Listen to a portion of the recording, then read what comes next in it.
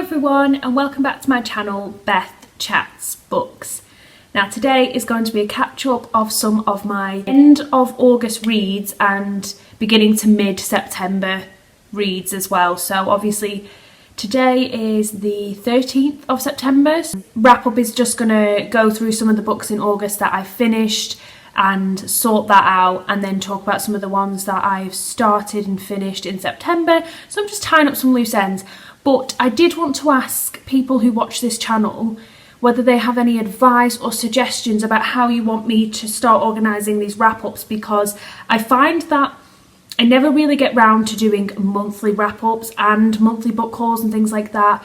And I get sporadic books sent to me from family or that I order. I actually am a small channel, so I don't get any regular books sent from publishers, and I have been using a few services like NetGalley and Voracious Readers Only website to get some readers, reviewers, proof copies as such of ebooks, but that's quite hard to do a haul on because it's not really that interesting to show you things. So I don't have hauls that I do regularly, and I don't do it monthly every wrap up that I do. So I just wanted some suggestions how I could possibly format it so it's a bit more interesting than constantly posting videos that say Beth's bookish check-in or catch-up or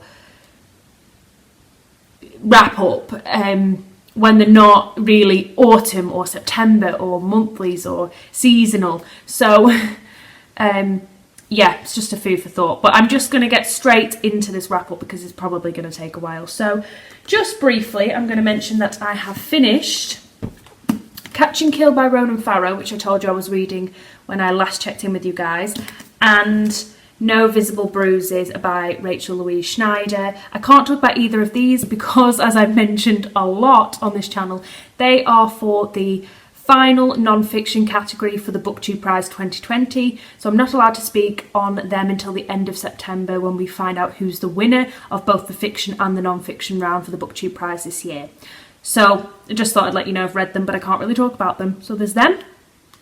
Then I have finished The Lake House by Jo Clifford. So I would like to thank Jo Clifford and NetGalley and Polis Books for sending this as a reviewer copy to me. So I actually thoroughly enjoyed this thriller, and I would definitely read more by Jo Clifford. It was a really interesting kind of thriller for me because it didn't go in the conventional structured way. This follows a place called Covenant, and there is a resident who used to live in the area who's moved back to build a lake house, but he was previously accused of his wife's murder, but he was acquitted.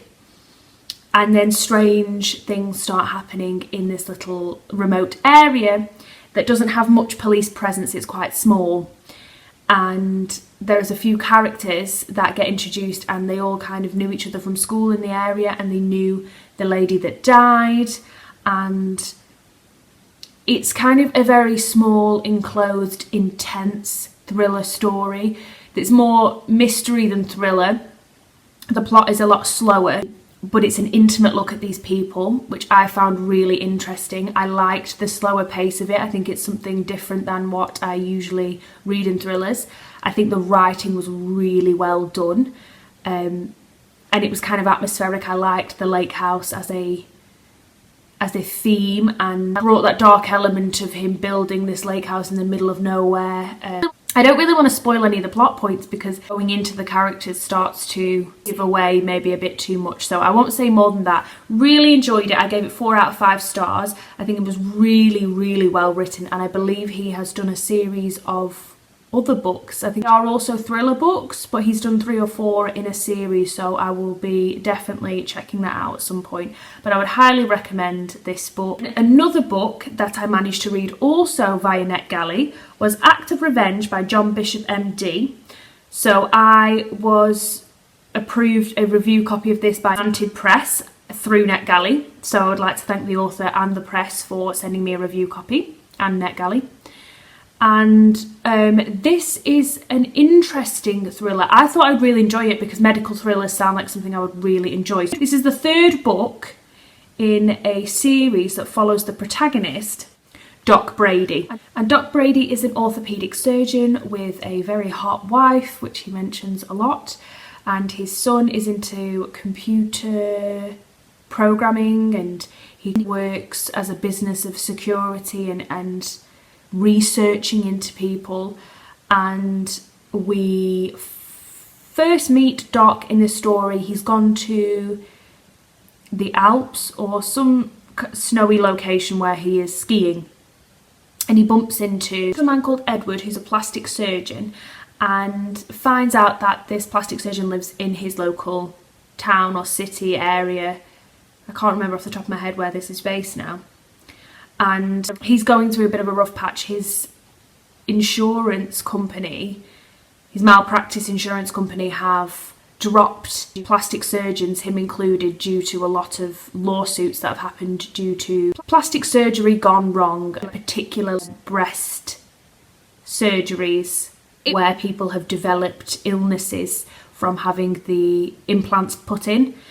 So it follows that, and then in the middle of this, the man who owns the malpractice insurance company, Mr. Paul Thompson, dies, and we obviously have Edward the plastic surgeon as the prime suspect, and then we go on a thriller adventure, a murder mystery, what happened. So I thought the writing was really good. There was a few cliches that did make me roll my eyes a little bit. I didn't like the reference to this very sexy, sophisticated, blonde woman who is married to Doc Brady, who is constantly randy, is eating junk food with him and manages to stay super skinny, who's very submissive to him, who idolises him, and he is described as an overweight man, and it just, a lot of tropes were used that I just didn't find that compelling. I thought the thriller element overall was written well. Towards the end, it was becoming more self-evident where it was going to go, but I think the development of the characters was very good, and the writing was very strong. I did end up being compelled to finish it, but there was a few elements of the characterisation of Doc and his wife and his son. Some of the statements he kept saying, like he kept referring to his wife as my bride consistently, which really irritated me. So I don't know whether I'd go back and read the first two. I think if you're interested in any of the plot points that I've said and you're not bothered about some cliched characters, then this might be a good series for you. I did end up giving it 3.5 out of 5 stars because the writing was really good and the thriller, the mystery element was constructed in a way where it was very successfully done, and I was happy with that. But I just think the character of Doc Brady wasn't convincing enough for me. I wasn't compelled enough by him as a character to continue reading the series or to go back and read the first two. But I do appreciate being approved for a reviewer's copy for that. So there's that one. Then I am currently reading The Confessions of Franny Langton by Sarah Collins. I have 2.5 hours left on that, so I will at some point let you guys know how I'm getting on with that one. But I don't want to say anything now until I've finished it, when I can just kind of review my thoughts. Then I read The Women of Brewster Place by Gloria Naylor, and I don't want to talk too much about this because I want to save some of my in-depth thoughts for the Voxer BarterHordes Bookclub chat group, but suffice to say, I absolutely loved this book. So after we read Paris Trout and I really enjoyed that book, I was expecting maybe I wasn't going to love this as much, because you kind of sometimes have a really great book and then it's hard to keep reading book club pick that somebody else has picked for you, or you've kind of voted as a group, but it's hard to always keep winning the lottery with random book choices. So I was very pleasantly surprised that I enjoyed this as much as I did. I was kind of getting the vibe on the chat that people preferred this book a lot more to Paris Trout, and the general consensus is the same with myself. I do generally think this is better book. I think Gloria Naylor writes in a very interesting way. These women really capture a time period that she was writing about, but what I find so chilling about this book is how relevant it is now. This could have been written in the last year and still reflect some of these social economic issues and these issues around race in America today. So this book follows a group of women who live in a, I would call it loosely a project area in an unnamed town, city location, and the block of flats is called Brewster Place. And all these women end up becoming interconnected in each other's stories, but each story is addressed. So we start with Mattie, who seems to kind of be the matriarch of Brewster Place, and we go through Cora Lee's story, Lucelia's, I never know how to say her name, and Kiswana Brown. So these women all have very different experiences in this book, and it deals with so many different topics. There's a character called Ben who is an undercurrent to everybody else's story, but he's lived in Brewster Place before all these women come, and he started off being a handyman at the place, at Brewster Place at the beginning, and then he ends up being alcohol dependent. And his character is interesting, and he's multifaceted, and he shows up in other people's stories, which is really interesting. In Mattie's story deals with her relationship with her son and his issues with the police, and how she kind of feels responsible for him being so codependent upon her that he doesn't have any way of coping with the harsh world outside. Etty May falls in love with every man she meets, and a lot of these men are no good. Cora Lee has a lot of children, and she's besotted by the idea of newborn children, but then they grow out of being newborn children, and she got herself in this situation where men come to comfort her every night and she keeps having pregnancies. So there's so many topics in here, and obviously all the women of Brewster Place are black women, and this is set, I think it was written in the 80s, and I believe it was meant to be contemporary to the 80s time period. So it deals with race relations in the US during this period of time, but a lot of the issues in this book are still prevalent now in America. There's a really interesting part at the last section of the book that deals with a female to female relationship and how the black community really struggle with the concept of that. And that is really, really interesting, that part, really interesting.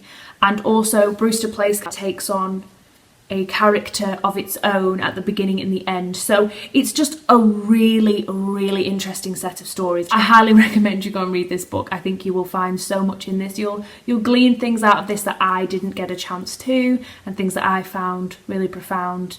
You might find other elements of this book just as profound. So really, really enjoyed this one. And I did give this 4.5 out of 5 stars. So maybe a 5. I don't know how I feel about it. I think maybe a 4.5 is a great place for it to sit at the moment, so I'm happy with that.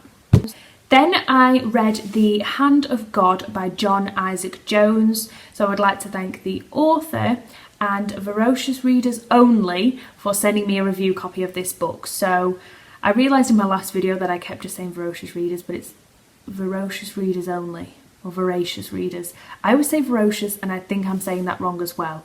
But we're just going to go with it. We're just going to go with it. So I was sent a review copy of this book, and this follows Bobby Lincoln, who is a black African American who lives in Florida in the 1950s, where this novel is set.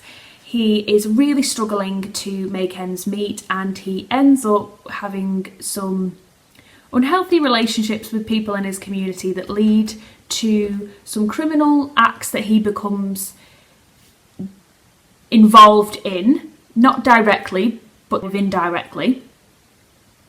And the consequences are, once he has been involved in the criminal underworld, it eats him up, and he ends up having to confess, and this sets him on a path of trying to find a relationship with God and to question his relationship to religion and faith and forgiveness. And so I found this plot rather interesting. I think it was written very well, and I think it was not the conventional murder mystery that I thought I was going into.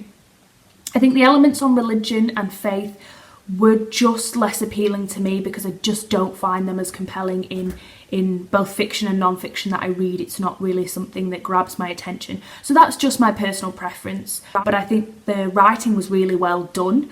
The development of Bobby Lincoln as a character was really good. I thought the voice was really authentic in the story. Bobby's voice and his character came through really well.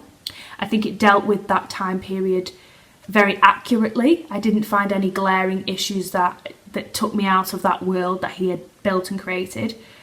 But I do think it was a little bit slow for me, so that's why I'm not giving it more stars, but I did give it a 3 out of 5. I did think it was very well written and readable. Then I read The Little Snake by A.L. Kennedy. I had this in my possession for a long time. My mum gave it me and it's only about 100 pages, maybe 130 pages. So I decided I would bite the bullet and read it so that I could actually give it back to her at some point. So I gave this 3 out of 5 stars. I think the issue with this for me is novellas and short stories don't give you as much character development, which is kind of the point, but I think I struggle with that because my favourite kind of reads are where I really get inside the head of a character. So this is a fable that follows Mary and a little snake, and the little snake is meant to symbolise the Grim Reaper as such. He goes to people, and once he's there and they see him, usually it means they're not going to live much longer. But he befriends Mary and he learns about the degradation of human nature through Mary's experience. So she lives in an unnamed city, country, location, but she does have to leave because there's an outbreak of war and they have to flee. So Mary is an asylum seeker and she's trying to survive. She loses family members and the little snake connects with Mary and for the first time questions all these things about human nature. And he sees how his job is different now. He's been around for centuries, but he believes that things are changing and his job is less important because humans are doing his job for him. So it's got a lot of food for thought on topics around war, famine, human violence, human nature, death, love, loss. So it does pack a lot into a very small book, but I think because it is a fable, it is written so that it's appropriate for children to read as well. It didn't grab my attention as much as other narratives on asylum seekers that I have read, but I think it is a very important book. I'm really glad it's out here in the world. I think it will be very accessible to so many people, and I did enjoy it while I read it, so I gave it 3 out of 5 stars. And then I think that's where we're up to with what I have read. I am currently reading Who They Was by Gabrielle Krause. I don't know how to pronounce that. So I have been given a reviewer's copy of this by NetGalley, so I want to thank Fourth Estate and NetGalley for approving my request for this book. So I'm currently around 50% into it, so I'm hoping to read that quite soon.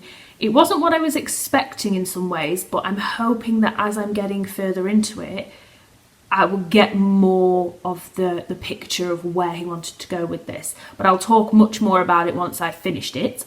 I also finished this morning Wacky on the Junk by Kathy Varner, which I was given a reviewer's copy of by Brochures Readers Only. And this is meant to be a memoir / autobiography of her life, and it's meant to follow her issues with mental health and her career into being a paralegal in Child Protective Services. And I was a little bit disappointed by this book, unfortunately. There is too many topics that are going on.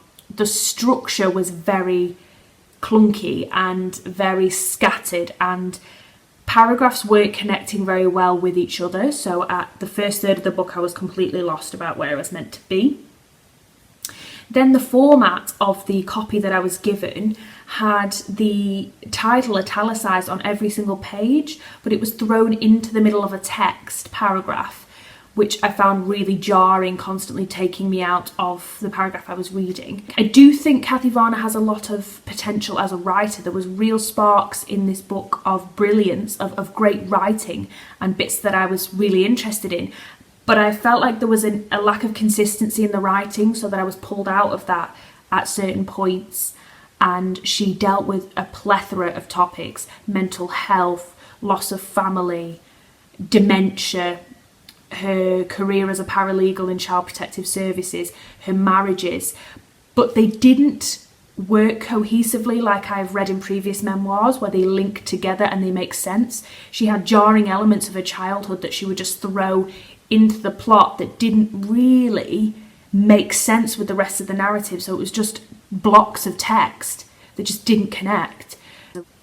So I found that quite frustrating as a reading experience. So unfortunately, I only gave this book 2 out of 5 stars because I think it has great promise, but it really could have benefited from having some proofreading, some editing, and maybe a few more drafts of this book so that it made a lot more sense. Because I could see her brain on the page, but I just couldn't figure out where the cohesive structure was going to go and how to make that work. And unfortunately, this wasn't there yet. But I think she has promise as an author, so maybe I will, if she writes any fiction, I will give that a go and see if that's any better than her memoir. But then I've also got Little Cruelties by Liz Nugent, which I was approved on NetGalley for, which I'm going to start after I finish Who They Was. And I also have This Mournable Body by Titsi Dangarembaga, which I was approved for on NetGalley as well, which I will be reading after I finish Who They Was. I've also got 2 hours, like I said, of Franny Langton that I need to finish.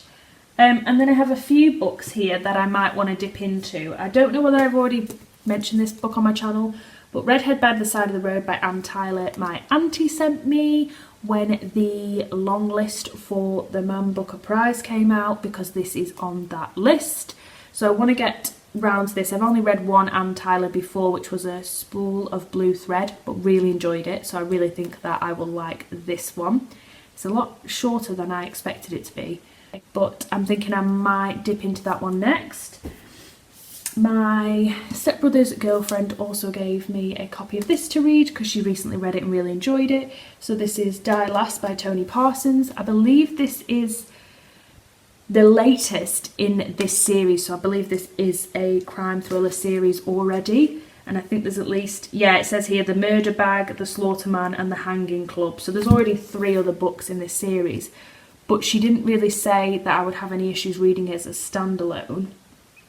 So I'm going to see, because I know with autumn coming I want to read a lot more thrillers, and I'm in the mood for thrillers, cold, creepy reads, fast-paced, that kind of thing. So I know that Tony Parsons is well respected as a thriller writer, so I might dip into this over the next few weeks and see how I get on with that. And then last night my auntie once again sent me a book. She sent me Hamnet by Maggie O'Farrell, which I'm super excited about because I actually really want to read this. This has just been awarded the Women's Prize for Fiction this week, so it's hot off the press, as it were. And all I've heard is amazing things by Greg over at Supposedly Fun, by Simon over at Savage Reads. So I will be severely disappointed if I don't love this, because I've already been convinced that I will absolutely love this. I don't really need to tell you too much about what it's about. It's about Shakespeare's son who dies, but I think it's mainly from the perspective of Shakespeare's wife, Anne Hathaway, and the children. I don't think it mentions Shakespeare too much. I don't think he's a prominent character in this story. So I think this will just be incredible. So I want to read that. And then I do have a few more Voracious Readers only copies of books that I want to get through. I'm hoping to read a couple of them a month, and then that way I'm on top of that, because I think it's really important to be making reviews of those so that the authors can benefit from that. And I will probably be requesting more stuff off NetGalley, but I am going to try and use my library as well. And I have a massive pile of books down here. I'm thinking about maybe doing an autumn TBR and see whether that's any good, because I have read, many moons ago I read Dark Pines by Will Dean, and I've got the other 2 books, and because it's starting to get colder I'm really in the mood, because it's set in Sweden when it's nice and cold, and I'm really in the mood for that. I'm also debating whether to start a few series. Particularly I want to start the Nikki French thriller series. I've forgotten off the top of my head what the main protagonist is called, but recently Channel Getting Hooga with it, she mentioned it a lot. Jen Campbell, she's mentioned the series a lot, so I'm kind of tempted to start that one. The first one in the series is Blue Monday. I can't remember off the top of my head now what the protagonist is called, which is awful. Also, I've been compelled after watching BarterHordes' Friday Reads frequently about starting the Louise Penny series. So if you would recommend those two series, let me know, because I'm really tempted to start them. And I might look into getting further ahead with my Poirot reading, because I've only actually read the first Poirot, and there's a lot of Agatha Christie books on my library at BorrowBox, so I could definitely start reading some of them as well. So if you have any other recommendations of crime series to start, please let me know, because I'm really having a craving at the moment and I really want to start one of those. I am also waiting for the pre-ordered copy of Troubled Blood, the latest book in the Robert Galbraith series. Very excited for that as well, so I'll let you know about that, because I definitely will be reading that as soon as that turns up. But I'm waffling, so thank you guys so much for watching, and I'll be back very soon with a brand new video. Bye now.